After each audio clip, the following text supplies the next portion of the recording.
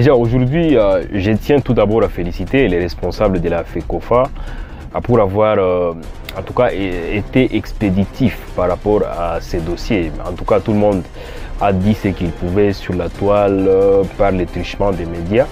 Mais au moins, les faits pour la CAF, de rejeter, si pas de désapprouver la plainte introduite par la FECOFA, ça prouve à suffisance au moins que la FECOFA a pu déposer la plainte dont il est question.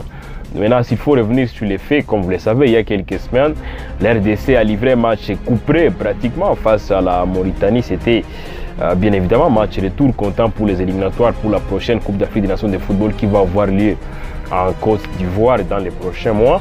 Et c'était un match au cours duquel il s'est passé beaucoup de choses, notamment l'expulsion de Cédric Bakambu à la suite des deux cartons, des cumuls des cartons comme on le dit.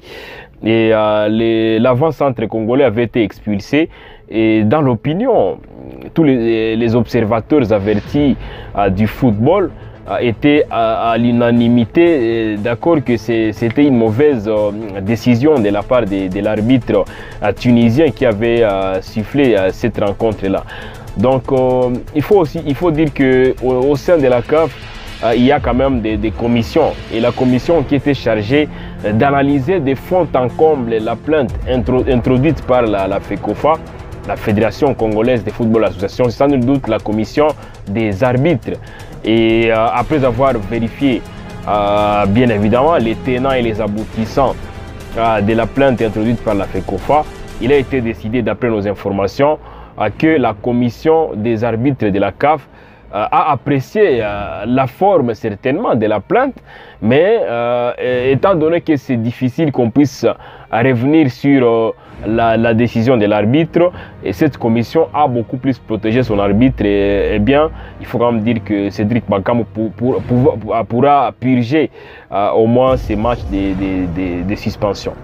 Mais aussi dans la foulée, on apprenait que la RDC a encore introduit une autre plainte concernant certains joueurs de la Mauritanie qui ne seraient pas de la Mauritanie, qui seraient des Sénégalais.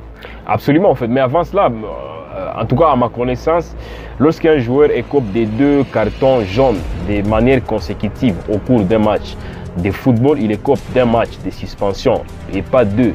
Donc ça veut dire que si on tenait compte à cette hypothèse, Cédric Bakambu ne pourrait être absent que lors du prochain match et pourrait éventuellement jouer les derniers matchs de l'RDC pour ses éliminatoires. Jusque-là, je ne suis pas la personne la mieux placée pour confirmer le nombre de matchs, en tout cas qu'il pourra subir. Mais toutefois, aussi, il faut noter que c'est une grosse perte pour la RDC, puisque nous sommes en course quand même pour batailler, pour voir si dimanche on sera en Côte d'Ivoire ou pas, et perdre un joueur quand même de la trempe de Cédric Bakambu qui a fait ses preuves. Jusque-là, c'est lui le deuxième meilleur buteur de l'histoire de la RDC. Il a pu devancer Chabani Nonda. Aujourd'hui, il est en train de chercher les records détenus par Dieu merci Mbokani Bezoa. En tout cas, c'est une grosse perte pour la RDC. Maintenant, s'il faut revenir sur un autre feuilleton, en tout cas qui fait jaser sur la toile depuis quelques heures déjà, la même FECOFA avait introduit une plainte pour contester l'alignement des 3 joueurs de la Mauritanie.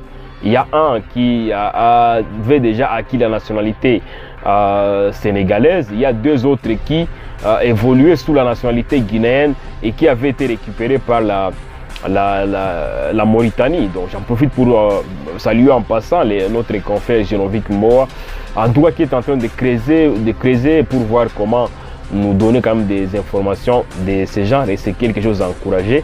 Donc c'est un autre dossier qui est sur la table de la Confédération africaine de football.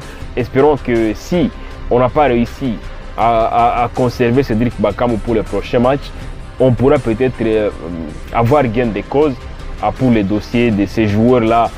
Il faut aussi noter que ce n'est pas interdit à un joueur, à une fédération, de récupérer un joueur qui n'est pas originaire du pays, de la fédération dont il est question. Les exemples sont légion, la France qui utilise des joueurs de diverses nationalités, mais ce qui est beaucoup plus recommandé, c'est de respecter la procédure. la procédure jusqu'au point au moins d'avoir les quitus, si pas les feux verts de la FIFA. Et c'est sur ce point que la Mauritanie aurait beaucoup plus pêché. Mais pour l'instant, nous croisons les doigts et s'il s'avérait que ces joueurs-là n'auraient pas acquis la nationalité mauritanienne dans une marge qui était souhaitée, ce serait un avantage pour la RDC. Et quel est cet avantage-là? Bon, toutefois, on doit quand même respecter les textes. Dès lors qu'on aligne des joueurs qui ne sont pas de la nationalité du pays qui a affronté la RDC, la Mauritanie, dans les cas échéants, la Mauritanie risquerait de perdre ces matchs-là par forfait pour avoir quand même aligné un joueur. C'est comme par exemple un Canadien qui joue pour les Djibouti, sans pour autant à avoir les feux verts aussi par l'approbation des instances qui gèrent le football au niveau international. Automatiquement, c'est quand même un amalgame. Ce sont des histoires qui ne peuvent pas exister.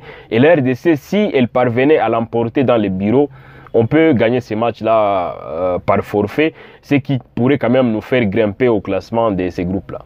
Nous disons merci. Merci, Fiston.